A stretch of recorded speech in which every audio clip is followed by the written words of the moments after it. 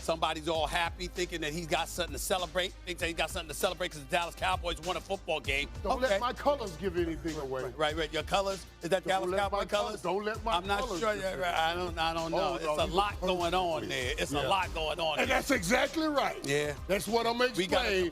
We got a couple of MVP candidates to talk about. We certainly have to talk about the Kansas City Chiefs. We even got Kevin Durant dropping 51. Molly's in the house. I'm in the house. We in L.A. And, oh, by the way, some dude named Michael Irvin. The playmaker, the Hall of Famer. A lot of stuff to go on. Don't be fist pounding in front of me. First Takes in the house. Let's go. Whatever. A blue and gray day. The way to. Good day. What's going on, everybody? Welcome into First Take. Thank you for being with us. It is a great day. He is the playmaker, the Hall of Famer, Michael Irvin, the one and only Stephen A. Smith, and I am Molly Karam. Good morning, everybody. I hope y'all had a wonderful weekend. And, Yes. in case the audience don't know, because they should know, we are in La La.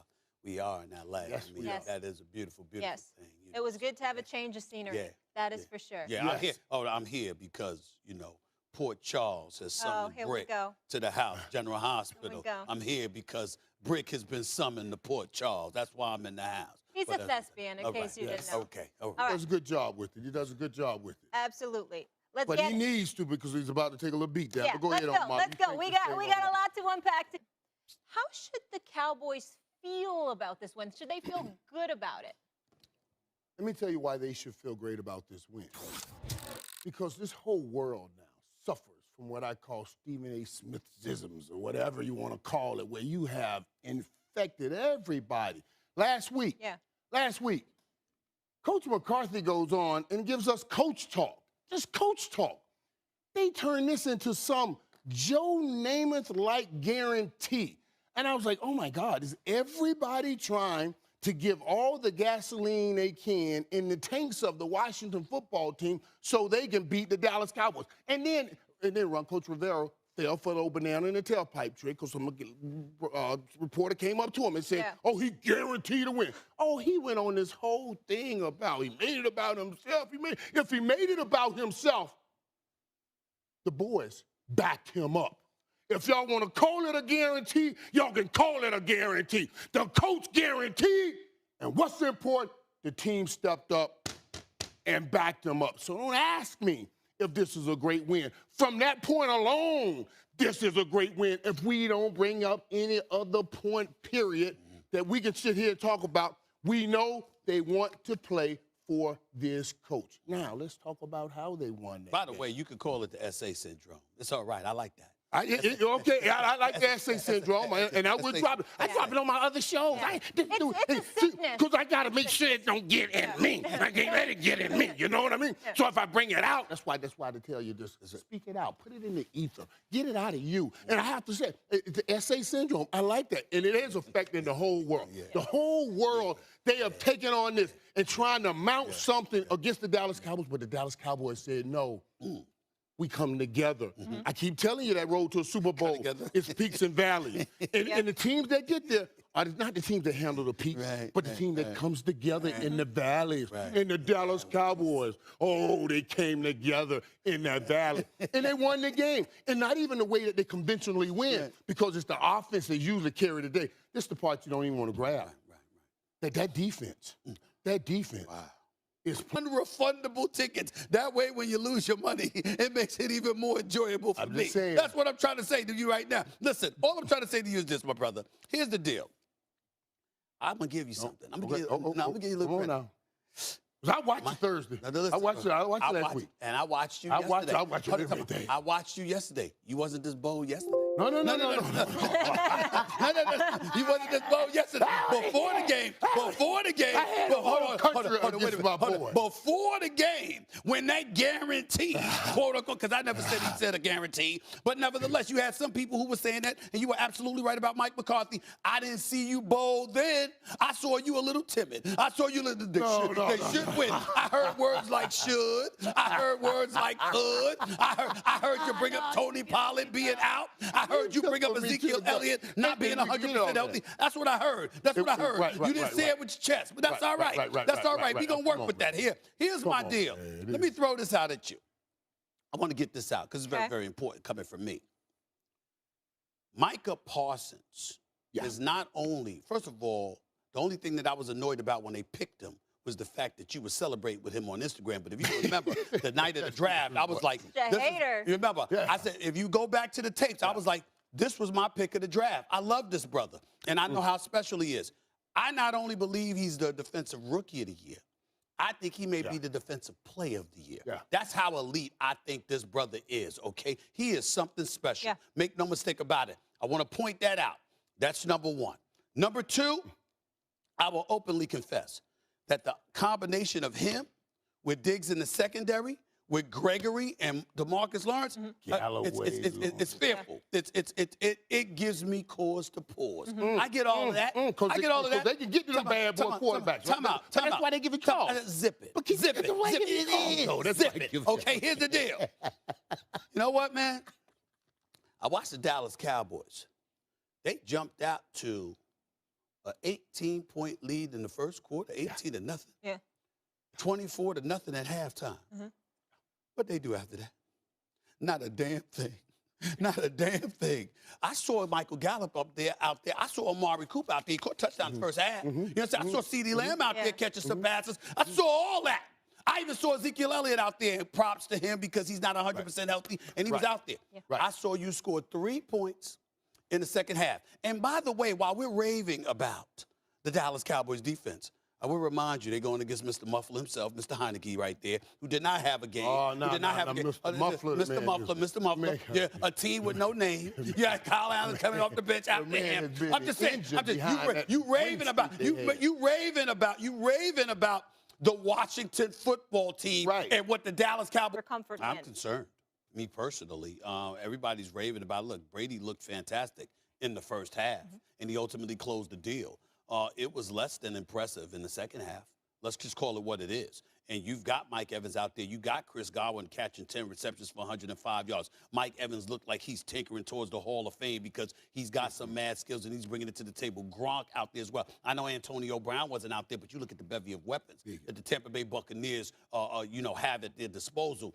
Although you understand that Buffalo is a damn good team, the bottom line is they've been struggling a little bit lately. They don't like physicality. You see Leonard Fournette running the football effectively. You got weapons to throw the football to, and then you let them come back and tie this game and ultimately force overtime. Why? Because Josh Allen is a stud. Because Josh Allen can run with the football, not just fling it. Unfortunately, he has a very archaic offensive teams come playoff time. That's just the way I look at it. And I believe when that time comes, this team will be ready. And I believe right now that they're starting that march that they started last year where, okay, they'll get on the clicks and get run down the stretch and run right into the playoffs. I got more confidence in it because it is what we thought it was. It is what we thought it was.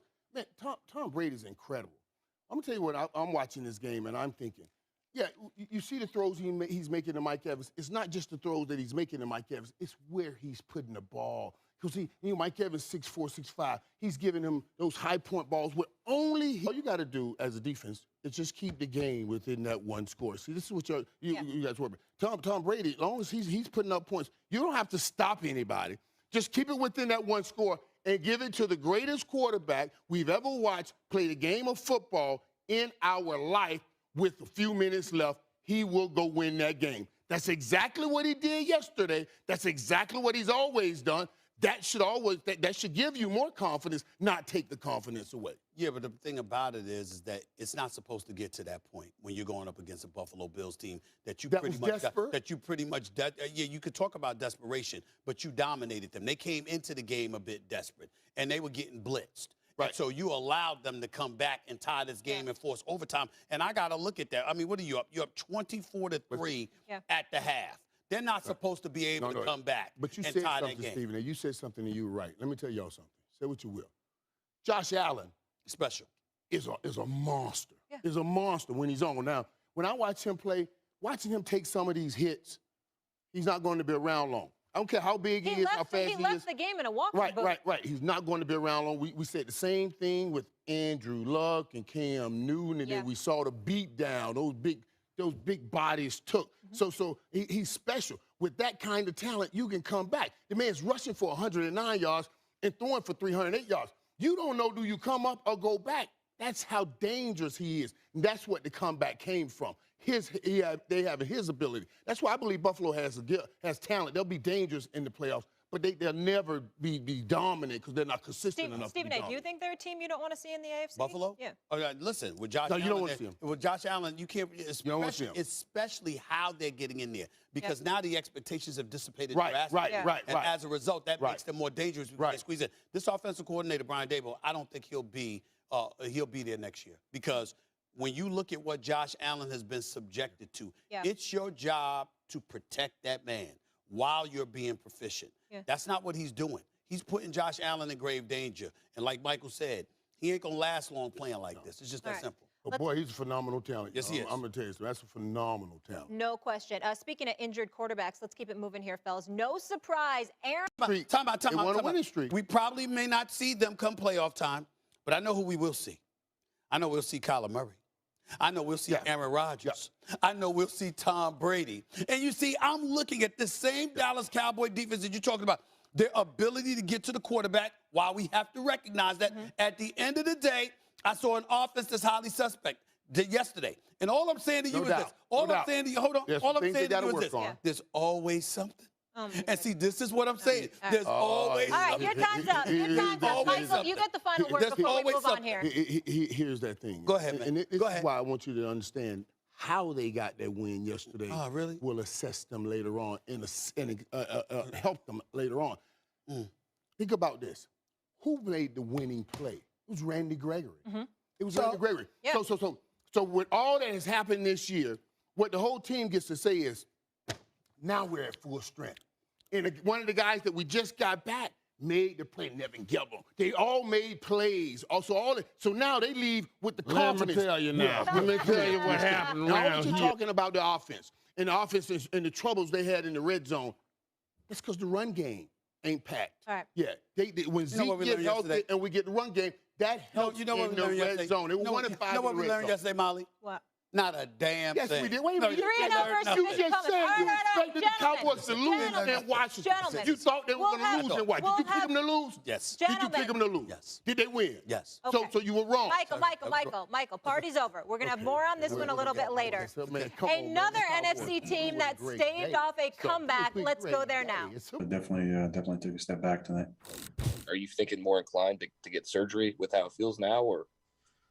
Yeah, I can't make that call right now. We're going to look at it tomorrow, do a film, and I mean that would be last resort for sure. But I got to see what kind of setback it was tonight. Stephen A., do you think Rodgers' toe is something or nothing? Well, it's nothing to me.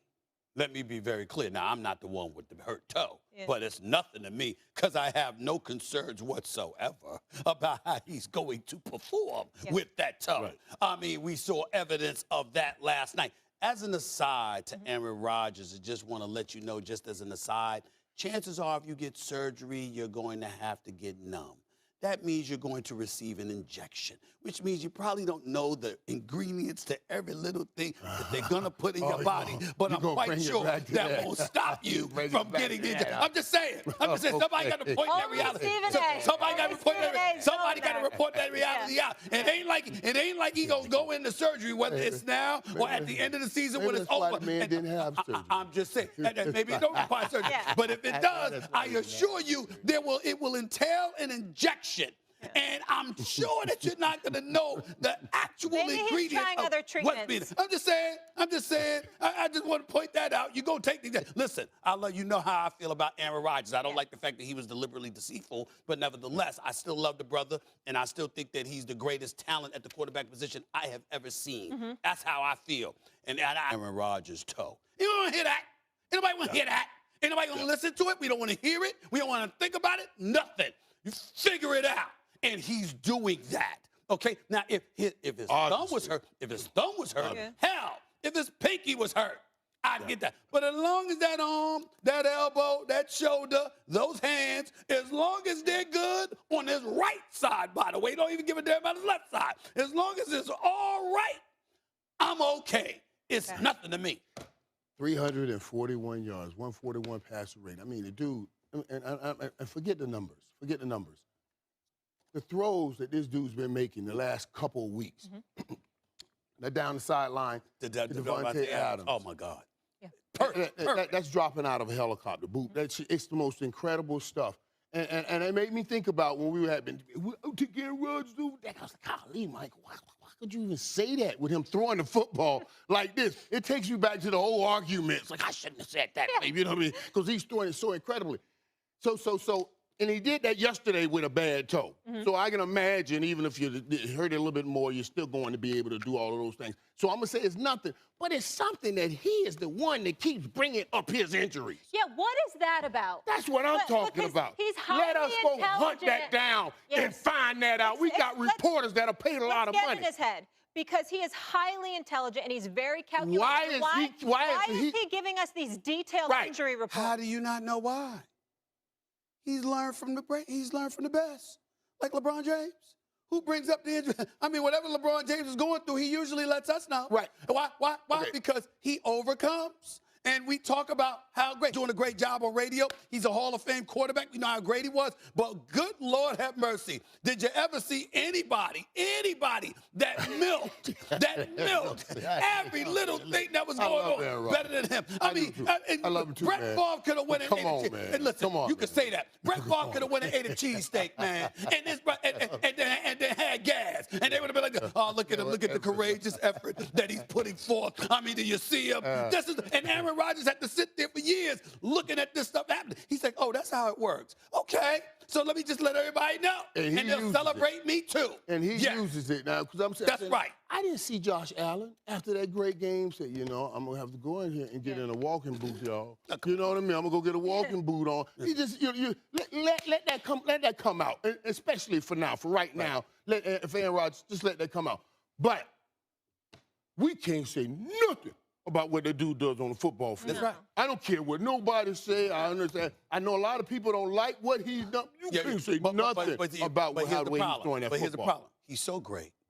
He's so phenomenal that he may believe you all are taking this for granted. So let me highlight. Oh, ain't no doubt. Let me pick up my feet without my socks on, in desperate need of a pedicure, and show the world. No doubt. You know what? Here I am. Look at this foot right here. Look at this toe. You understand what I'm saying? That's what he did. He did get the visual. I mean, he provided the visual. Ain't nobody asking for it. Nobody asking for it. He did that anyway. Right. Why? Because he's crystallizing for us all. This is what he has to endure. And he's milking it. And he deserves these headlines because we won't give it to him under any other conditions. We don't give him his just due. How spectacular he is. Do you understand that we spent the last couple of years talking about how much better Patrick Mahomes was than everybody else? And that's what I was talking about. We must have forgot. I felt bad that I even said some of the stuff I said. When you watch it, that's right. When you watch it, you say, wow. And it catches you off guard like, whoa. Like, and I pondered and wondered. Now, if Aaron Rodgers didn't have all that going on around him, he would be the clear-cut favorite right now for MVP. Yeah. Everybody will be saying that right now with the way he's precisely throwing that. We're going to talk about that MVP conversation today. Yes, we are. Oh, by the way, that was kind of by the way, before we have to go, something that's very, very sickening. What? But I'm going to give love to him anyway. Jamie Foxx turned 54 today. Happy today birthday, is his Jamie. birthday. I'm going to give my brother some love. Now, I normally would love to do this, but it's football season, and he loves his Cowboys. And so for me to have to give it to him on a Monday after they just won yesterday is a very sickening experience. But I got to give my brother some love because, you know, he called to brag about the Cowboys yesterday. Happy birthday. Hope you have a blessed day. Absolutely. Good man. All right, one of the most talented dudes we've ever seen. No, he's the most talented dude. Period. I'm with you. I've said that. I'm with you. Versatile. Yes. Most talented dude in the world. You're right. Packers are 10-3. You mentioned the Chiefs. That's where we're going next. So much more First Take still to come on this Monday. Playing with confidence. They're understanding the scheme that Spags is calling, and they're playing good in the offense. I think we're getting better and better each and every week. So I'm just excited to continue to build this momentum and try to keep it rolling into next week. Monday Dan is here. How we doing, Dan? Let's get it. I'm going to start with you. Are KC and Tampa going to run it back? Yeah. Right now, that's exactly who we are going to get into that Super Bowl. I think with Kansas City, we have to pay attention to not necessarily just what the defense is doing, but make the statement that Kansas City has the best four-man pass rush in the NFL right now.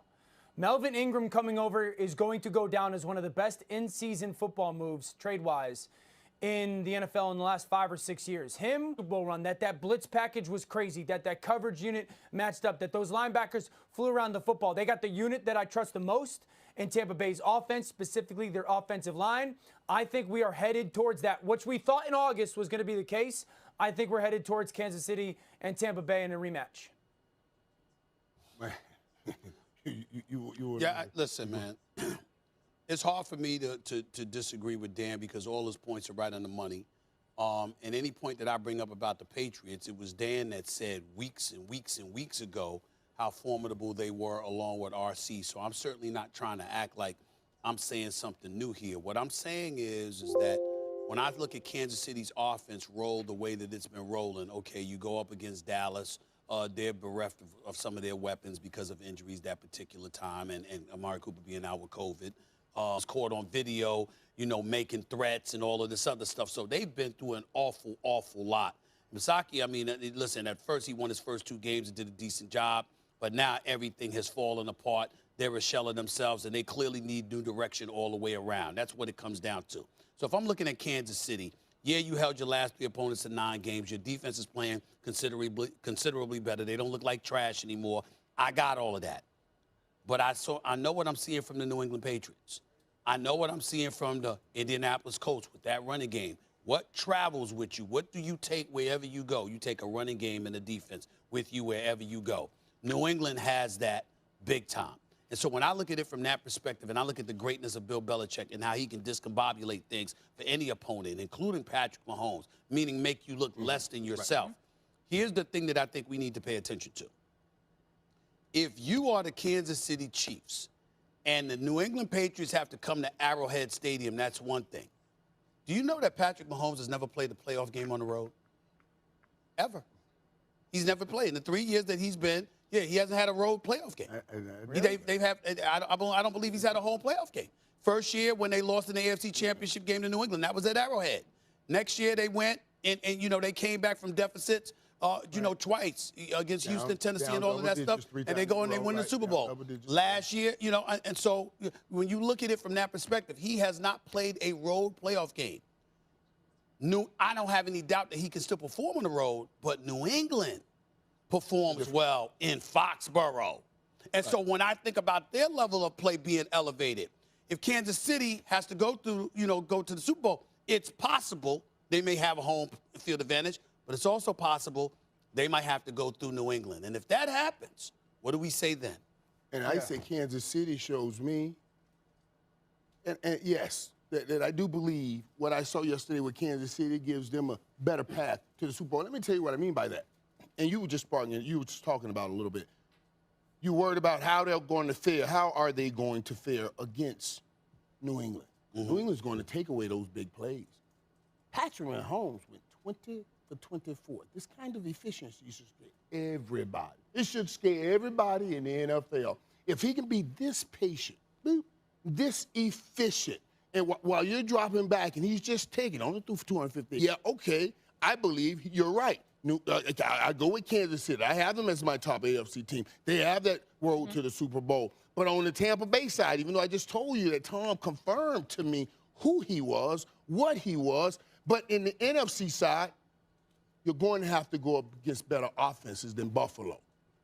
And if you let Buffalo storm back like that yesterday, a better offense can be storm back and close that door and win that game. And that's why I'm saying, okay, I still got confidence in Tampa. I still believe they are who they say they are, but the NFC is going to be a tougher run than Buffalo at the top, and you got to play better than you just played with Buffalo. Yeah, playmaker, I'll push back on that. And Stephen A., I'll push back on you. So first of all, we've got to stop saying Kansas City's defense looks markedly better or they're not scrubs. In the last 6 weeks, they're the best defense in football. It is the best pass rush in football. Chris Jones, yeah. There's a body of work there that story. says that this defense is significantly better than being not the worst in the NFL. I think, Playmaker, the two things I'd say to you, like, the great thing about the Chiefs right now is they are getting confidence as a football team, winning games and separating themselves. And again, they're trying to find who they are identity-wise on offense and trying to find the explosiveness on offense while winning games. I don't think that they're going to get as easy of a matchup defensively as the Raiders. The Raiders play one front. They play one coverage. Therefore, the Chiefs' RPO game, their run-pass option game, that's why Patrick can be so efficient and so patient, because the Raiders' defense is so boring and basic. So I don't think it's going to be that easy of a route for them offensively. I do think it's going to be on the back of their defense. But I look at it almost conversely or in the same breath as like Tampa Bay's defense last year that got hot for that run last year. I still believe that Kansas City's offense, given everything that they've gone through, can get hot for a run this year. And my pushback with Tampa Bay's defense is this, in relation to Buffalo's game yesterday. There is not a quarterback in the NFC that can go attack Tampa Bay's defense the way that Josh Allen did yesterday. Yes, that defense for a half was dominant, Kyler and Murray? then Buffalo made it come. Kyler Murray? Kyler Murray can create those same kinds of Yes, issues. he can, Dan. Yes, he can, Dan. And let me tell you something. When I said them moving the ball against New England, I didn't say it because it was going to be easier. Right. I said it. I need Patrick Mahomes to believe that it can work. That's why that was important for him to see it. Not that it's going to be easier against New England, because it's not going to be easier. But if I believe it's going to work, I'll have more patience with it and make sure that that I can do what I need to do and be more patient with it. That's the point that I was trying to bring up. That's fair then. That's fair. But Kyler Murray cannot do what Josh Allen does in the run game. He's dynamic as a threat, and nor is his arm as powerful as Josh's. Let me say this, because we got to get ready to get on out of here. A couple of things. Number one, I will remind you, even though Kansas City's defense has looked better, since they got blown out by Buffalo, they went up against the Washington football team, okay? They lost to Tennessee. Then they went up against the Giants. Then they went up against Green Bay without Aaron Rodgers. And they went up against the Raiders after all of that stuff, as all of that stuff had just happened. So let's take that into consideration, number one. Number two, on this front about the Lakers, who the hell is number 91? Is that Ngannou? What's his name? Ngakoue, right? Boy, that boy. Hold on. How the hell you going to call people to midfield for the logo and then get stomped like that?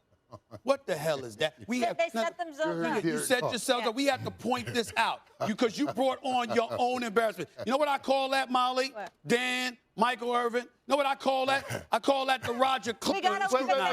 That dude's been balling now. He's been balling. Did it happen yesterday? He's been balling. But he got humbled. Maybe he shouldn't have done that. And Derek Carr's so funny. Derek Carr separated himself. He said, all I'm going to say is, I got my teammates back. I ain't want to do it. But I got my teammates. I respect him.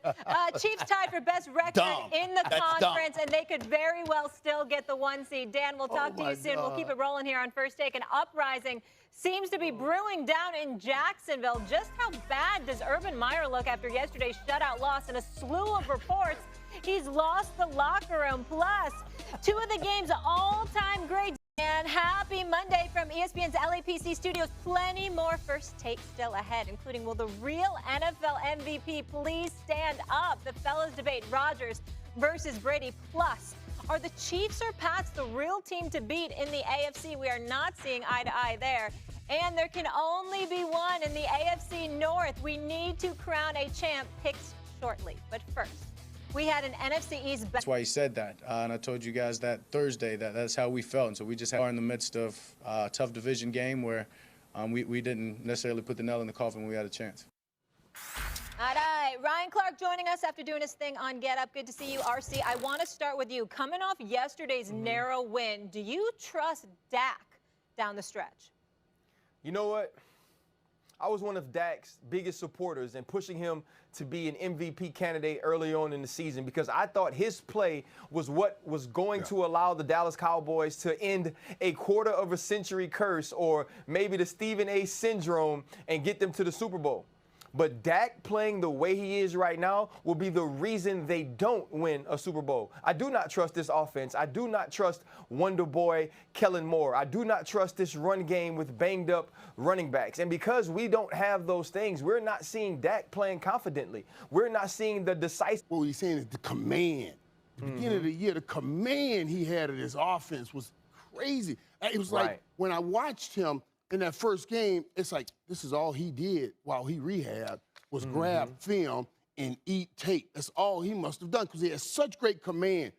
I don't see that same great command right now. But I want to note this. I want to note this. I want to note this. I want to note this. That since Dak came back from that injury, Dak has had injuries in the two most critical places that we're going to measure his play upon.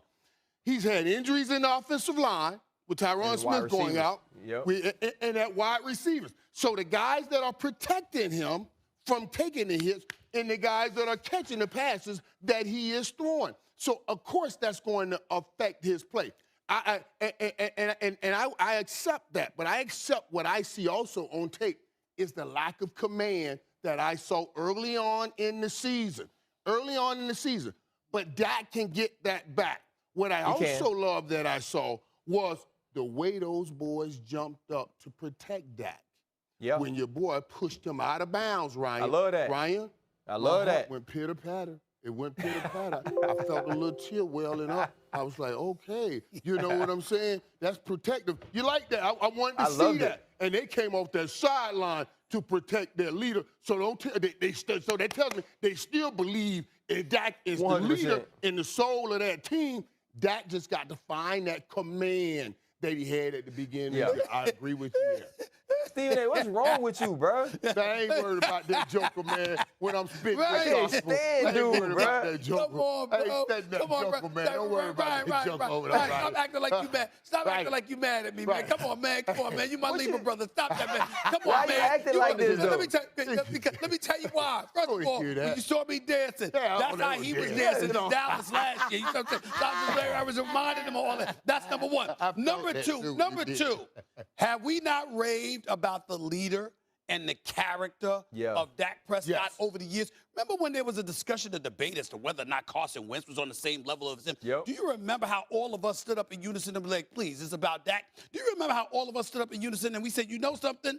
Give this man his money. Remember all of that? Remember how mad I was when he got hurt because I was worried that Jerry Jones would use that as an excuse to shortchange this brother because we know what he deserved and how he deserved his money long before he ultimately got it? We know all of that. So why are we sitting here and making a big deal about the brothers jumping up to come to his aid? Why wouldn't they? He's exactly the kind of person you would trust. He's exactly the kind of person you would support. He's exactly the kind of person that you will go to war with and to fight for because you root for Dak even while you depend on him to produce for you because you believe in that brother, not just as a quarterback, but as a man. Dak Prescott is a phenomenal person, not just a phenomenal player. Having said all of that, don't you notice what y'all are saying? I knew it was coming. Because Ryan, as you point to what you're not seeing, when you point to what you're not seeing, right? That's just the latest. At the beginning of the season, it was the offensive line. And then DeMarcus Lawrence went down. And then Randy Gregory went down. And then CeeDee Lamb got concussed. And then Amari Cooper came down with COVID. And then after that, we got Ezekiel Elliott with the knee. But they got the ninth win. And then Pollard got hurt. You understand? What I'm trying to say to y'all is this. Notice how y'all need all the pieces to fall, right? In line. That's order teams. For the Cowboys to do that, everywhere. Time out. I'm just talking about how y'all talking. Because, see, when Lamar Jackson got these bevy of injuries, we talk about how sensational Lamar Jackson is. When we see that Buffalo's disabled with a predictable offensive coordinator and stuff like that, we talk about how great Josh Allen is. When we think about Tom Brady, when we think about Aaron Rodgers, when we think about Kyler Murray, we point to all these things. But when we think about Dak, but this happened and this happened and that happened. But that's what's going on. But you know why it is that way? Because he knows. This man right here knows what can go wrong. Will go wrong. And I'm gonna give you that. I'm gonna give you some. I'm gonna give you some of that. And that's what it is. If I give you that, and I'll give you that, you must take this. That Dak has got his ninth win when all that you're talking about has been going wrong. When we see right now the Ravens falling off because they've hit that injury that has broken the dam, and now they're starting to lose games. When you're seeing it and you see that somehow, some way, hold on. The Cowboys still got their 9th win yesterday. Hold on. Did the Dallas Cowboys walk into yesterday's game having lost 3 of their last 5? They did. They did. I'm just saying, they won 9 games. They did. Hold on. Wait. Hold on. But 3 of the last 5 is where the Stephen A. injuries hit them most, but they won 9 games this season. Go ahead, RC. Go ahead. Playmaker. You already know this dude's been waiting on this all season. He's been waiting on us to have to come on here and talk about what the Dallas Cowboys are going through, talk about the way it's affecting Dak, so he can sit up here and say, you know what, anything that will go wrong will go wrong, right? But that's okay. Or anything that can go wrong will. That's okay because Dak Prescott has to understand and get back into that same mindset he started the season with. Right. And that's getting. He got his receivers healthy now. They got to get the backs healthy. But I believe that Kellen Moore and Mike McCarthy have to start putting him in favorable positions. Oh, you believe succeed. they have to? So you believe they have to? They have to. Hold on. Normally Ryan says, "I believe they will." He believes they have to. You see the difference? This is what I'm trying to tell y'all. This is what I'm trying to tell all of y'all Americans. All of y'all Americans. I'm with you on this, Ryan. Kellen Moore should have run that ball. We wouldn't even had that pick 6. You should have run that ball right there. Right. I understand as offensive coordinators, they don't get jobs for turning around and handing the ball off. Stephen A., you're debating like this is an argument between like woman and man. Like this is like a girlfriend and boyfriend. You're pointing out, Ryan usually says they will. Stop pointing to the word, Stephen A. All I'm saying is I'm just giving facts. I'm just giving facts. Listen, I will be sitting here. Here's the facts. The Cowboys have padded their lead in the division. 3 games. That's the facts, Molly. There we go. And they're undefeated in the NFC East. And they face the Giants. They face the Giants on Sunday. I just want the Cowboys to hear. That is not to be condemned. You won 9 games with all those injuries. That's to be commended. Don't you suffer from this. Congratulations, Dallas Cowboys, winners of the NFC Least. Okay. Proud. Goodbye. I mean, it's so touching. RC, it was nice to see you. It's a beautiful thing. Oh, my God. See you, brother. Great, man. See you, brother. Still had on First Take. Keep showing you, man. The latest on Lamar. A pair of 3-time MVP award winners in Tom Brady and Aaron Rodgers currently have the shortest odds to win this year's award. Though Brady has a pretty significant edge, according to Caesars Sportsbook. At 44 years old, Brady, who last won MVP in 2017, would become the oldest player to take home those honors in the history of North American sports. It looks like this 2-man race between Brady and Rodgers could be a track for a rematch in the NFC Championship game.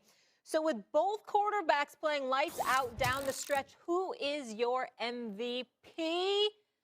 The playmaker. And I've been here. I've been on Tom Brady here lately. And as I just mentioned, as we talked about Aaron Rodgers, I see Aaron Rodgers throwing the ball, man. You're like, whew. And I'm going to tell you something. Right now, the clear-cut favorite should be Aaron Rodgers. Okay. It should be Aaron Rodgers. But with all that's going on around Aaron Rodgers, between Toegate and Immunizegate and whatever that is, you know, people just refuse to give him his due. But let me tell y'all this right here. We put this award on quarterbacks and we give it to them all the time because they man the offense. And they deserve a lot of credit.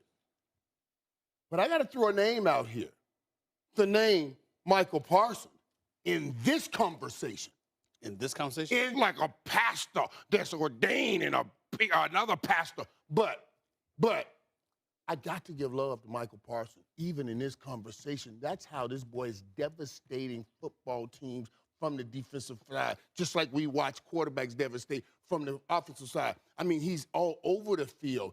Those plays yesterday, those are not plays, just plays. Those are game-changing plays that alter games, and he's doing it each and every week. Now, that's just where I am with this MVP conversation.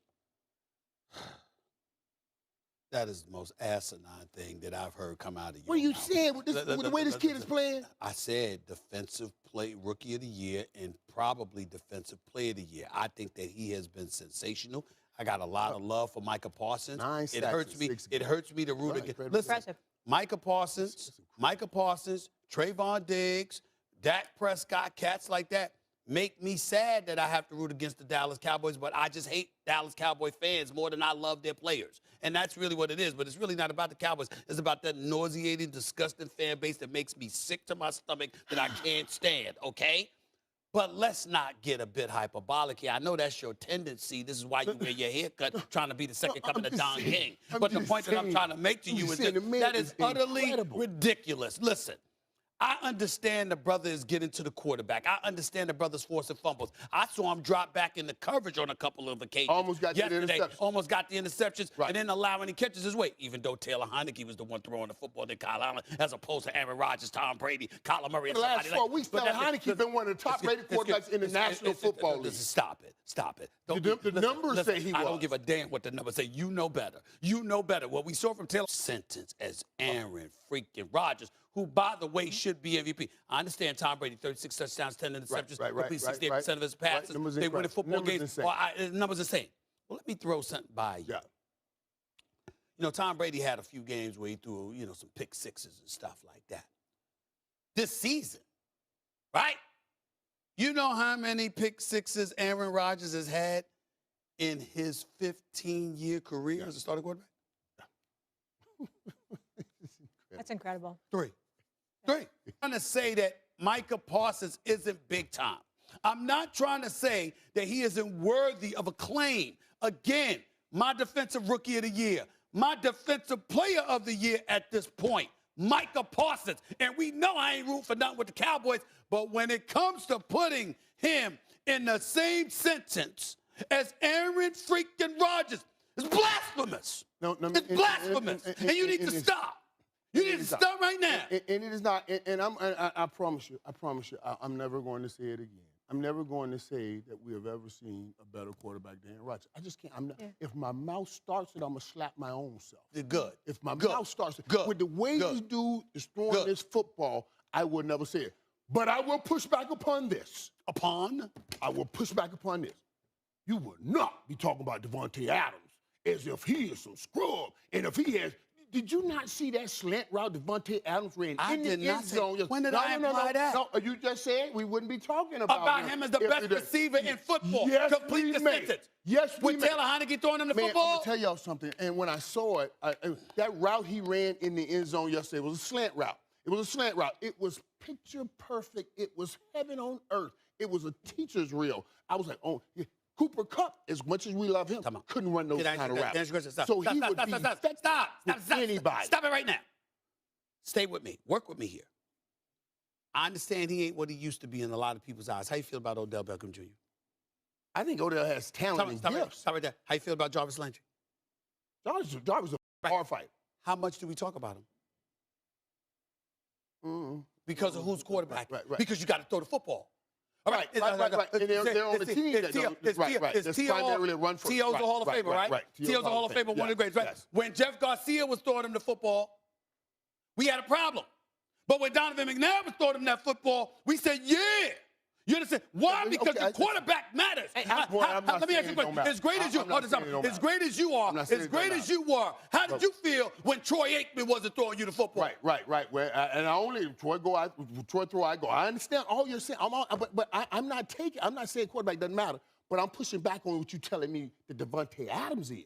Oh my God, I'm saying he's great. Right. I'm saying we wouldn't be talking about him like this. But because Devontae Adams would also pull up some quarterback that's not quite Aaron Rodgers. No, you can't. He will pull him up. You can only do but so much with a limited quarterback. Man, you can only do but so much.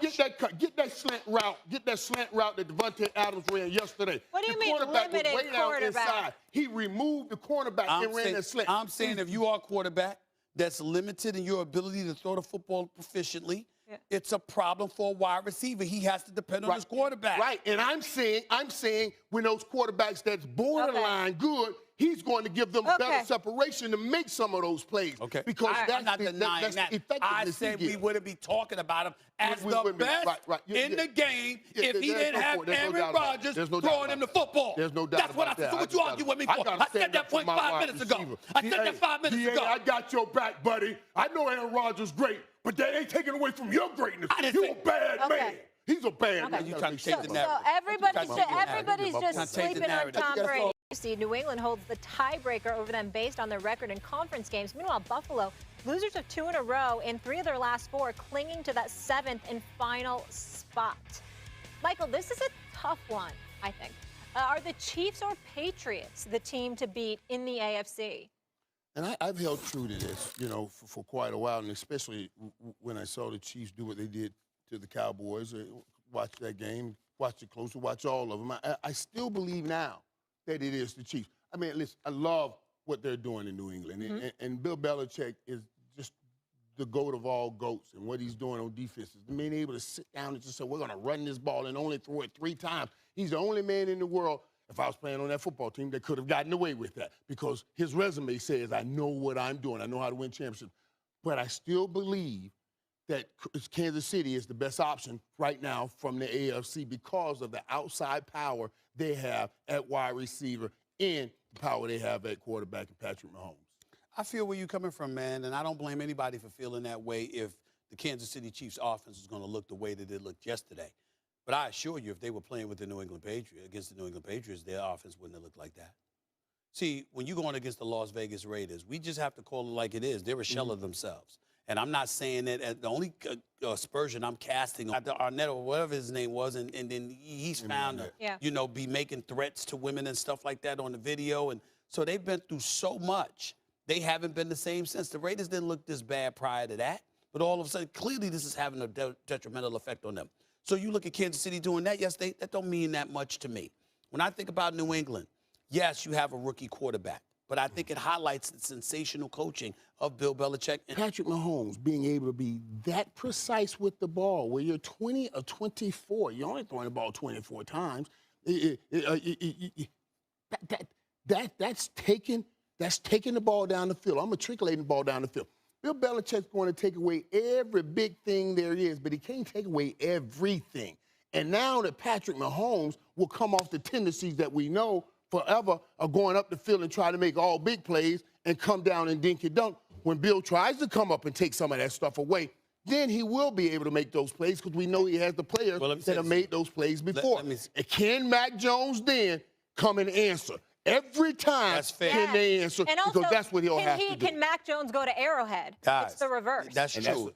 Listen, I think if they have to go to Arrowhead, Kansas City. But if the only reason I'm holding out is because you might have to go to Foxborough. And what I'm thinking about is this, guys. Kansas City has never played a playoff game on the road in the Patrick Mahomes era. And Foxborough is where you're going? When you talk about Pittsburgh, Aluminum City, when you talk about that, you understand? We're not talking about that. Right? Okay, we're talking about New England. And so for me, with that Van Noy, Judon, Jackson, them two boys you just mentioned right brothers, there, Van Noy and Judon. Let's not forget McCourty. Let's not forget these guys. They're experienced. They're opportunistic. They've got speed. They play together. They're exceptionally well coached. I'm like, wait a minute. It is not a given. Look at the Bills' offense versus Bill Belichick's defense. And then what we saw yesterday. Tampa Bay. And Tampa Bay's a top defense. He breaks all put up a lot of points. Exactly. Bill is incredible. You can't rule it out. You just can't. We'll leave it there, guys. Still ahead. Yesterday, Baker Mayfield woke up feeling dangerous. That and Lamar got hurt. Did the Browns win? Convince the fellas they can win the North. Stay tuned. Did enough to win the game. So that's, check that box off. But got conservative. I think we need to, put that team away. We got ahead early. Just need to capitalize when the defense is playing like that and holding them to points. And we need to, put it away. That's what good teams do, so we need to improve on that. It looks like the AFC North will be coming down to the wire as we head towards the season's final 4 weeks. Despite their recent struggles, the Ravens still have a 52% chance to take home the division crown. That, according to our analytics here at ESPN. Michael, I will start with you. With Lamar battling injuries, who's winning this? This is, in all my years of doing TV, talking football, this is the most difficult question I've ever had to answer. Stop it. Right now, when I look at this AFC North, this is the most, no, it's not. I'm serious. This is most, or who will I clearly say will win this division? I like none of the teams, so I will take it this way. What team do I believe has a chance when they're behind? in any game. And that team would be the Cincinnati Bengals. Let me explain why I say they will have a chance when they're behind in any game. Because out of all the teams in the North, this is the only team that has explosive ability. With Jamar Chase and T. Higgins, and Joe Burrow, that's explosive. If I have to, I would have to take the Cincinnati Bengals for that reason right there. But I really don't like any of these teams in the AFC North. Neither do I. We all know that. And I would agree with you on Cincinnati if Lamar Jackson's out. If Lamar Jackson's in, I'm rolling with Lamar Jackson to hold on to this division and win the division crown. And the San Francisco 49ers, I'm looking at them right now, and I'm saying to myself, where are they going to go from here? So I'm looking at this schedule the rest of the way. They got a road game at Denver. They got home games against Baltimore and Lamar ain't going to be ready. They're losing at least one of them. They're losing at least one of those games. Baltimore or Kansas City at home. They might lose at Denver on the road, and then they go up against Cleveland on the road with potentially a division crown on the line. I just look at Lamar Jackson again. Cincinnati wins the division if Lamar Jackson is out.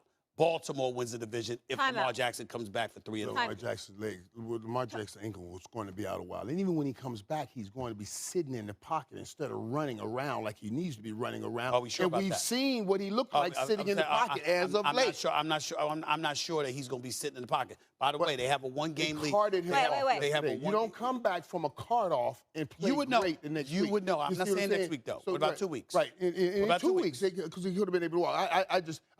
I'm saying because I don't think he's coming back is what I'm saying. Oh, well, then I'm going and if he doesn't come back, even if he comes back, if he's not Lamar Jackson, time out. then it's when we going to go be a into problem. the season, there are so many expectations and so much talent on paper for these Cleveland Browns. It's right there now for them to take it and rewrite their story. How much pressure is on them, though, to win the division and seal the deal, change that narrative? Well, let me say this to you. With all due respect, I think that's the wrong question. Of course, there's some pressure on them, but that ain't the question. The question is, are they going to do it? The answer is hell no, because Baker Mayfield is their quarterback. I'm sorry to break that to everybody. Baker Mayfield is not a scrub. He can play. I'm not trying to say all of that. Almost solely surrounds him. And so even Joe Burrow, we ain't talking about him like that. Lamar Jackson and what he's going to do come postseason, we still ain't talking to him about him like that, about the regular season.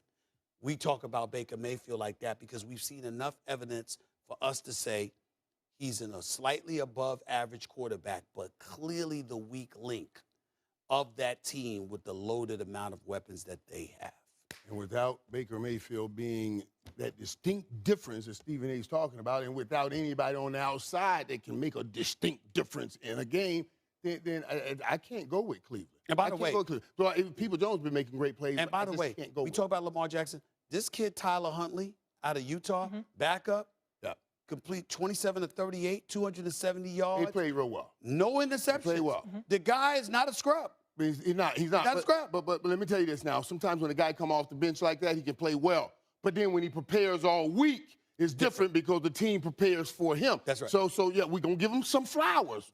But we just gonna give him just a few now for yesterday until we see what you look like in 7 days. But you didn't do that with Cooper when Dallas. Because I wasn't gonna see Cooper in 7 more days. I was gonna see Dak back in 7 more days. Don't try to bring that back up. I gave Cooper some flowers. You gave him a lot of flowers. Cooper Russell flowers for that game. That conversation already happened twice. You went back. We gotta have a amount of time on how many weeks you go back at any certain time. That's right. You can't just go back in the perpetuity. Against Minnesota, you gave him a dozen roses.